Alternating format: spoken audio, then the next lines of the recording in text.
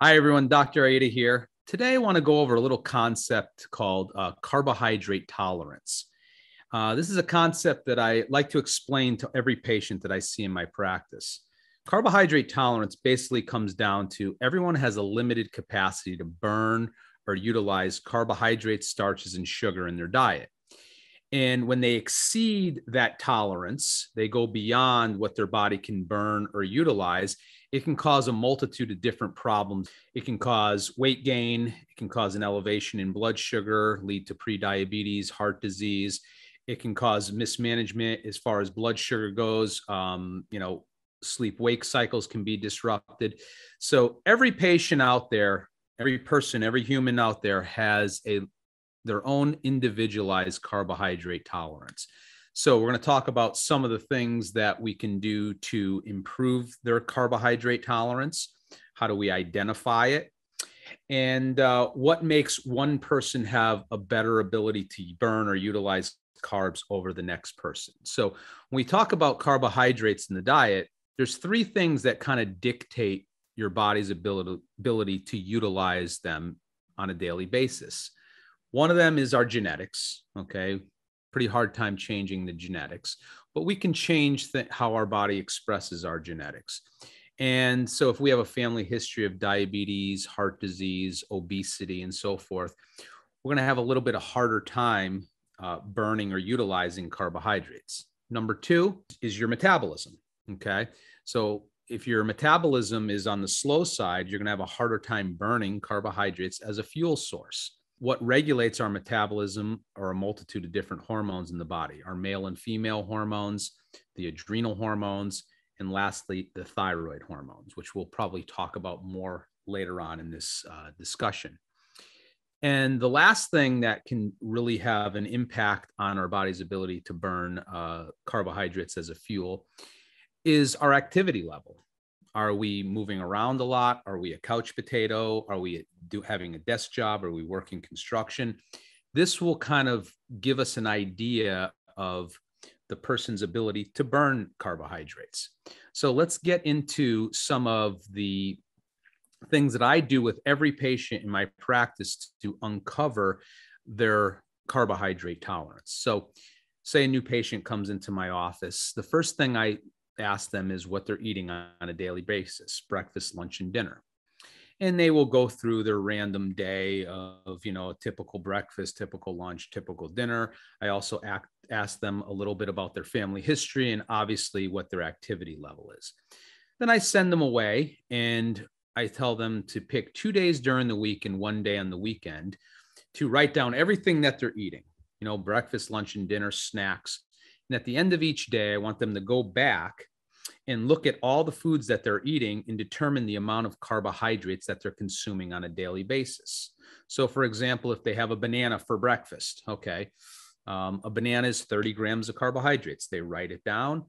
And how do they figure that out? Well, if they're eating something from a box, a bag, a can, or a jar, pretty easy. You turn it over and it says total carbohydrates. You look at the serving size. Is it 1 serving, 2 servings, and you jot it down. If you're eating something that doesn't come from a box, a bag, a can, or a jar, has no label on it, I tell patients you can pick up your phone. Phones are great. You can ask your phone how many carbohydrates are in a bowl of rice, how many carbohydrates are in a slice of bread, and you can promptly get an answer and write it all down. At the end of the day, they add it all up. At the end of the week, they come up with an average. And then when they come back and see me, they tell me. They're eating on an average 100 grams of carbohydrates a day, 200 grams, 300 grams, 500 grams. This is important because I take that information and when I look at their blood work, I can correlate the amount of carbs with their lab work. So I can say, okay, this lab work right here represents you eating this many carbohydrates on a daily basis. And we're going to go through some of the testing that I do to determine where that person's carbohydrate tolerance lies. Okay. So they come back, they give me that number, and we look over their blood work. So we're going to go through a couple of the tests that are involved in carbohydrate metabolism. One, in all of this, everything that I'm talking about now is all found in my book, Taking Back Your Health. where I go a little bit more in depth on each one of these markers, and I give reference ranges and so forth. So the first test that I really like to look at is obviously a morning blood sugar, okay, morning glucose. And I like to look at that range. Ideally you want to see that well below 100. Okay. So if the person comes in and their morning blood sugar is at 110, 120, we kind of predict that there is an issue going on with their ability to burn or utilize carbohydrates. At a fasting blood draw, blood sugar shouldn't be that high. It should be well below 100. I like to see it typically in the 80s. Okay. The next thing that I look at is the hormone insulin. Okay. On a fasting blood draw, insulin levels should be really low. We shouldn't be cranking out lots of insulin. The hormone insulin is released in response to blood sugar to allow sugar to get into your cells and to be burned up as an energy source. So ideally, you want to see morning insulin levels below 5 on a fasting blood draw. If they're well above 5, we know that person may have some issues. Okay. The next test that I really put a lot of emphasis on is a lipid panel. Now, everyone that goes to their doctor, most conventional doctors will look at a lipid panel. It looks at their cholesterol levels, their good cholesterol, their bad cholesterol, their triglycerides. Now, when I look at a lipid panel, I look at it a little bit differently than most conventional doctors. The first number that I put the most emphasis on is the triglyceride number. Now, what are triglycerides? Triglycerides are fats in the blood that your body will manufacture when you take in more sugar, carbohydrates, or starches. Okay. So ideal range for triglycerides is between 65 and maybe 90. I like to see them, the lower the better on a fasting blood draw. When I start seeing triglyceride levels above 100, it's a clear indication that this person is taking in more sugar, carbohydrates, or starches in their diet than what their body's able to burn or utilize. Okay. I take a look at that in conjunction, obviously, with their morning blood sugar and their insulin levels. Next marker that I look at that's found within a lipid panel is the total to HDL ratio, total cholesterol to HDL ratio. This kind of gives me an idea of how much of the cholesterol in their blood is beneficial cholesterol called HDL cholesterol. How much of that total cholesterol is made up of that? Based upon your diet, it will dictate where this ratio lies. If someone's eating lots of sugar, carbohydrates, starches, and they have elevations in their triglycerides, typically we will see this ratio skewed a little higher, above 3.5. If I see a level above 3.5, it's telling me that the predominance of the cholesterol found in their blood is LDL cholesterol, or more of the, we'll call it harmful cholesterol when it's in overabundance. Okay. No cholesterol is really bad. It's just when we have an overabundance, it can cause some problems in the body. Cholesterol is a vital nutrient that we really need to make hormones, cell membranes, and replenish the nervous system. So we look at those factors, okay, in conjunction with that number that patient gave me. The next test that I like to look at is something called hemoglobin A1C. This represents a 3-month marker for that person's blood sugar. So every 3 months, our body makes new red blood cells. And in that period of 3 months, a percentage of those red blood cells will become caramelized, okay? And we want to look at that percentage number, okay? If that percentage number is well above 5.7%, now we're entering into a realm of more of a pre-diabetic range.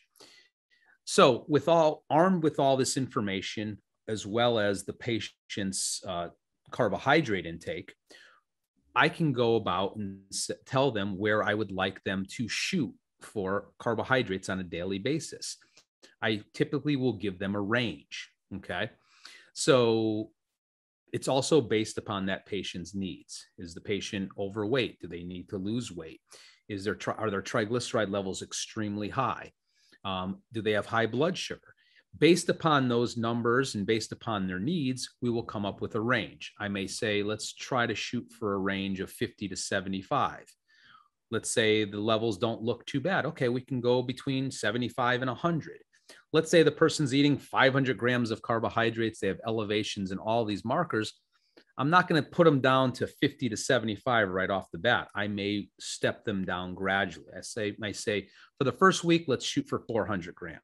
Second week, let's shoot for 300. The next week, let's shoot for 100. And we step it down gradually. And this seems to work the best for most patients. How do they determine where their sweet spot is? Well, that's going to be the range where they're easily losing weight. They feel they have good energy. They're not craving. They're able to go a while without eating. And also, when we do a follow-up blood test, we're going to look at all these markers again. And we're going to see if they're in a more appropriate range. If they're not, we may tighten up their diet again. Now, that's some of the dietary stuff that we want to look at. Now, from a supplement standpoint, there's dietary supplements that I recommend to patients that we can utilize to help them along, okay? So let's say, for example, the patient has a family history of diabetes. They have a family history of heart disease and whatnot. We know genetically, maybe they have a harder time utilizing those carbohydrates because that insulin molecule is not working properly at the level of the receptor site on the cells. This is known as insulin resistance. So in these cases, I would recommend a dietary supplement called blood sugar balance. Okay, have it right here. So this is my blood sugar balance product. And the blood sugar balance works very, very well to improve insulin sensitivity, how well that insulin works at the receptor site. So I would use that with a patient, 1 capsule 3 times a day. And so that's the first step. Okay, if someone has a genetic predisposition, they have these elevated high blood sugar, high triglycerides, we're going to go ahead and use that product. Next is if the person has a metabolism problem. Okay, do they have weak adrenal function? Do they have low thyroid hormone?